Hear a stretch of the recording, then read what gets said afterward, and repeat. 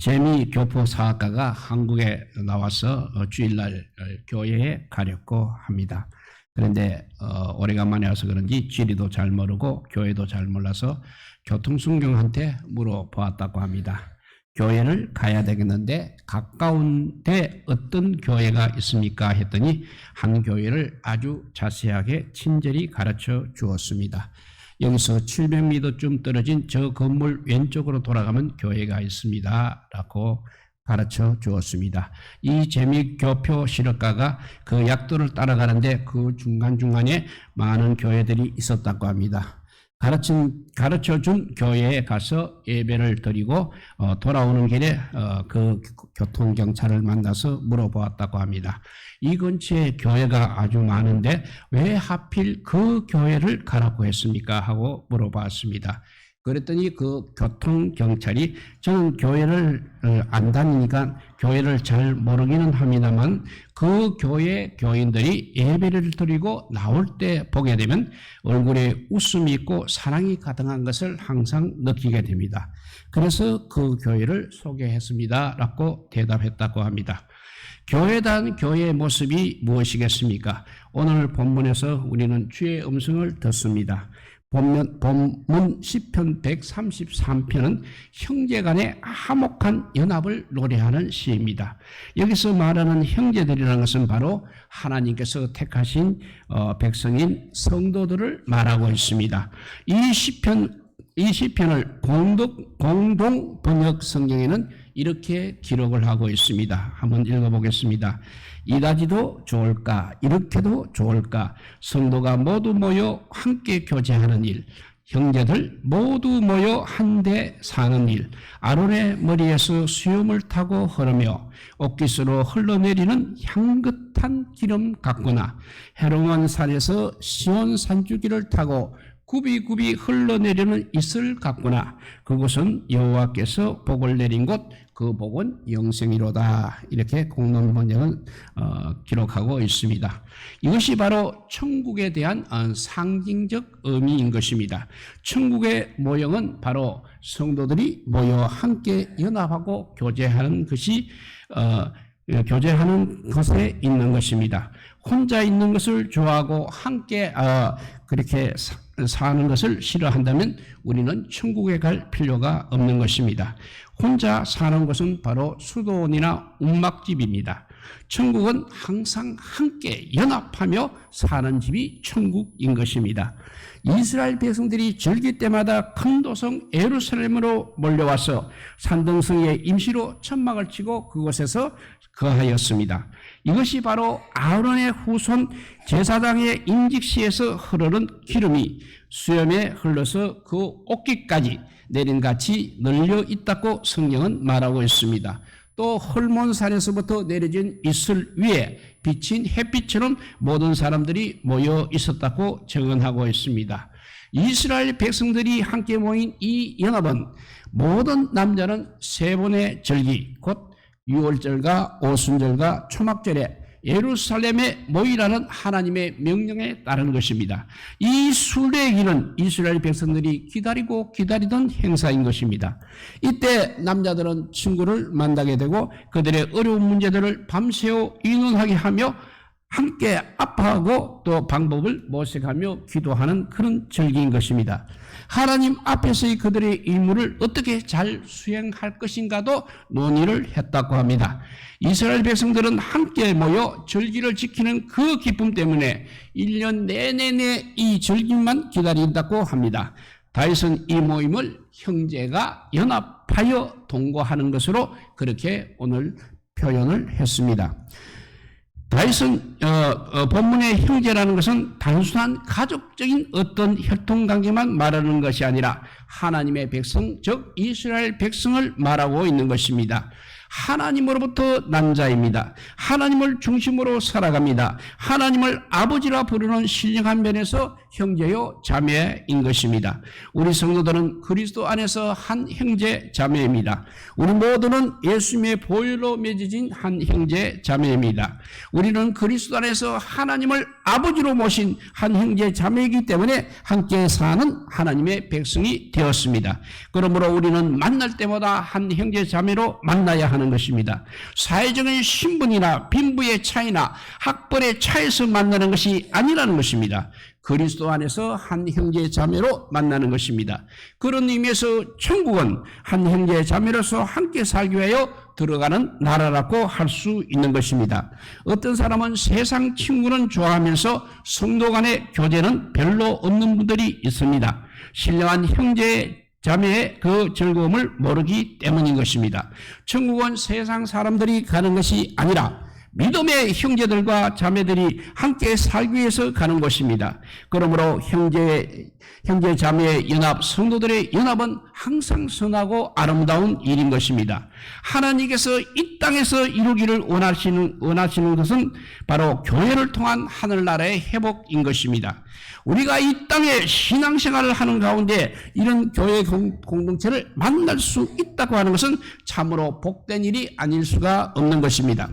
우리가 이 땅 위에 사는 동안에 하나님의 풍성하신 축복을 경험하며 살기 위해서는 적어도 두 가지 공동체에서 성공을 해야 됩니다. 이 두 가지 공동체가 바로 가정과 교회, 가정공동체, 교회 공동체입니다. 가정과 교회는 하나님께서 이 땅에 세우신 유일한 기관입니다. 하나님께서 세우신 유일한 기관입니다.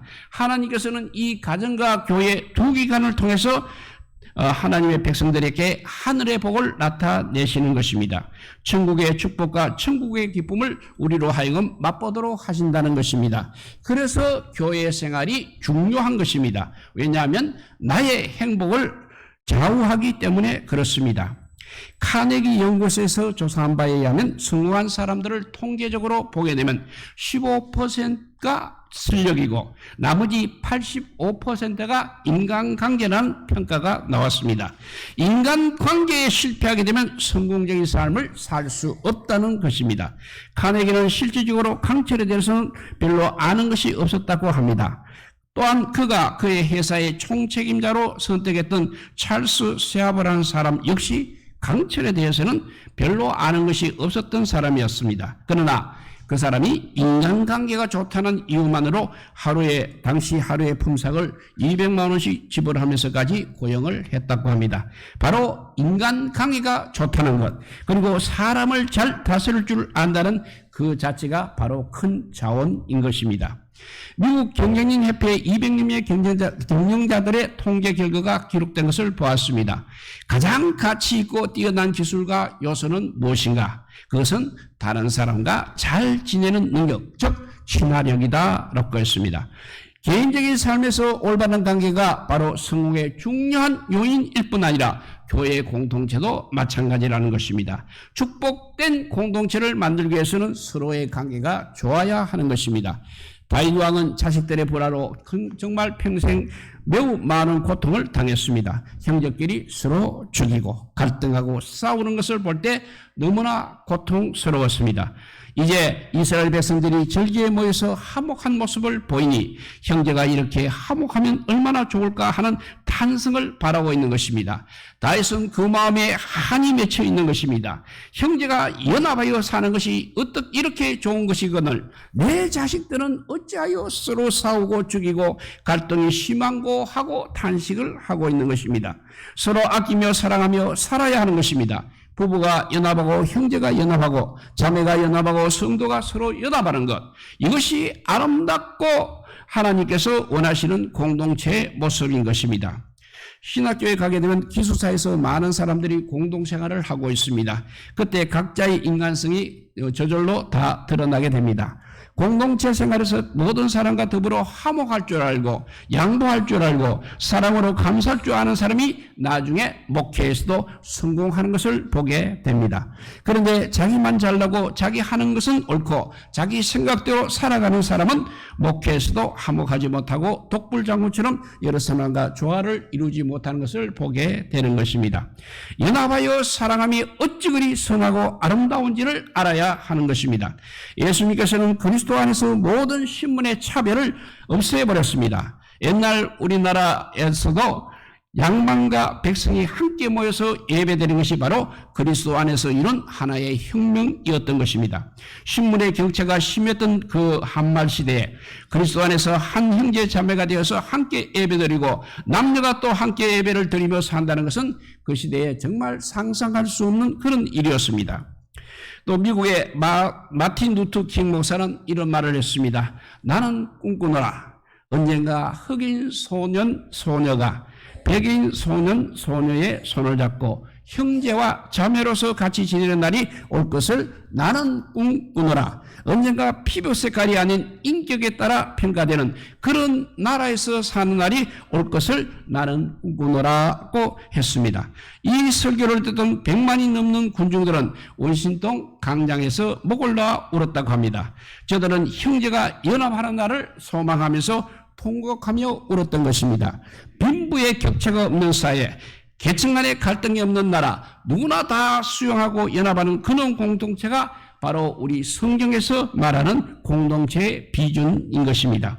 이러한 일을 성도들이 항상 앞장서서 먼저 해야 하는 것입니다. 우리 모두는 성격이 다릅니다. 받은 바 은사가 각기 다릅니다. 그럴지라도 다양성 안에서 일치를 이루어야 하는 것입니다. 교회 안에서 화합하려면 서로를 받아들여야 합니다. 자기와 맞지 않아도 서로 수용하고 용납해야 하는 것입니다. 이것이 바로 우리 주님의 공동체의 모습이 되겠습니다. 유대인들이 사랑하고 반복해서 읽고 있는 책 가운데 하나가 바로 탈무드가 있습니다. 탈무드 가운데 아주 감동적인 이야기가 있습니다. 이 이야기는 각색이 되어서 우리나라 초등학교 책에도 실린 적이 있습니다.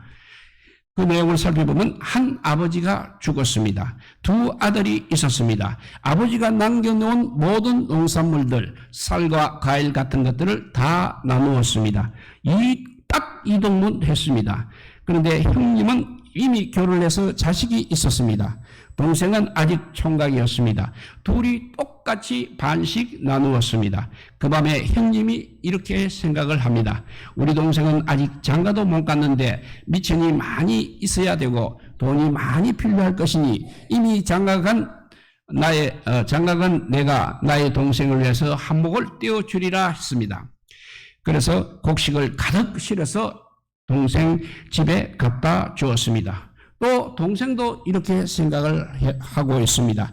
나는 혼자 살고 있는데 많이 필요가 없다. 형님은 식구가 많으니 하고는 역시 곡식을 준비해서 또 형님 집에 갖다 주었습니다. 아침이 되어 창고를 열어보니 곡식이 그대로 가득했습니다. 이상합니다. 그날 밤에 형제는 각각 생각하려고 또 형님 집에서 동생 집에서 곡식을 옮겼습니다. 아침에 일어나 보니 또 역시 창고가 똑같이 가득했던 것입니다. 이제 3일째 되는 날 그날 밤에 동시에 형과 동생이 집을 출발했습니다. 길 복판에서 두 형제가 만났습니다. 그들이 싣고 오는 곡식을 보면서 모든 일에 자초지정을 알았던 것입니다. 그래서 두 형제는 길에서 끌어안고 서로를 축복했다는 이야기입니다. 이 아름다운 이야기가 벌어진 그 장소, 그것은 예루살렘에서 가장 성스러운 장소가 되었습니다. 탈무드에 의하면 바로 그곳에 다윗이 그 이야기를 기억하고 예루살렘 성을 짓게 했다는 그런 전설이 전해져 내려오고 있습니다. 오늘날 인간 사회는 점점 이 공동체가 와해되고 있습니다. 극단적인 개인 체제로 변화가고 있습니다. 국가 공동체, 학교 공동체, 직장 공동체 등 모든 공동체가 무너지고 있습니다. 교회 공동체까지도 위협을 받고 있습니다. 지나친 개인주의, 이기주의가 공동체를 파괴하고 있는 것입니다. 옛날 이야기 중에 이런 이야기를 하나 더 하겠습니다. 어떤 집신 상사가 집신을 만들어 팔았습니다. 연어 집신장사보다 몇 배나 손님이 많이 몰려왔습니다. 그래서 매번 많은 집신을 팔게 되었습니다. 사람들은 그 비법이 무엇인가 알고 싶었지만 아무에게도 알려주지 않았습니다. 아들에게조차도 숨기고 있었습니다. 그러다가 그 집신장사는 병들어 그만 자리에 눕게 되었습니다. 결국 숨을 헐떡이며 운명할 시간이 되었습니다. 아들은 아버지께 마지막으로 물어봤습니다. 아버지, 집신 만드는 비법을 알려주십시오. 하니까 아들이 시켜보는 가운데 그 집신장사는 마지막으로 어렵게 유언하듯이 털 하면서 죽고 말았습니다. 아들은 아버지의 그 마지막 말을 생각하고 집신의 털을 잘 다듬어서 내다 팔았더니 많은 사람들이 몰려와 많은 집신을 팔게 되었다고 합니다. 이 이야기는 하나의 비약일지는 몰라도 우리 조상들은 비법을 그렇게 남에게 쉽게 잘 공개하지를 않았다고 합니다. 그래서 우리 주변에 사라진 것들이 너무나 많이 있는 것입니다. 그러나 현대사회는 이제 정보를 공유하는 사회가 되었습니다. 서로 정보를 나누고 공유해서 함께 잘 살아보자는 것이 바로 현대사회의 존재 방법인 것입니다. 함께 사는 세계, 그것이 바로 공동체의 모습인 것입니다. 행복이란 나 혼자만 향유하는 것이 아닙니다. 인간은 공동체 운명인 것입니다. 혼자서 살 수 없고 남과 더불어 함께 살아가야 합니다. 또 기쁨도 슬픔도 함께 나누면서 살아가야 하는 것입니다. 이것이 바로 우리 주님의 공동체인 것입니다. 그러므로 주님은 바울을 통해서 말씀하신 것을 소개하면서 마치도록 하겠습니다. 무슨 이야기냐면 마음을 같이하여 같은 사랑을 가지고 뜻을 합하며 한 마음을 품어 아무 일이든지 다툼이나 허용으로 하지 말고 오직 겸손한 마음으로 각각 자기보다 남을 낮게 여기며 각각 자기 일을 돌아볼 뿐더러 각각 다른 사람의 일을 돌아보아 나의 기쁨을 충만케 하라는 주님의 말씀을 늘 생각하면서 같은 공동체 운명으로서 서로 도와가며 살아가는 우리 모두가 되시기를 주님의 이름으로 축복드립니다. 기도하겠습니다. 사랑의 하나님 감사합니다. 주께서 우리에게 교회 공동체와 가정 공동체를 주셨는데 이 교회 공동체와 가정 공동체가 이제는 아버지요 무너지기 시작하고 있습니다. 주님께서 다시 한번 아버지요 우리에게 이 말씀을 강조해 주시니 감사합니다.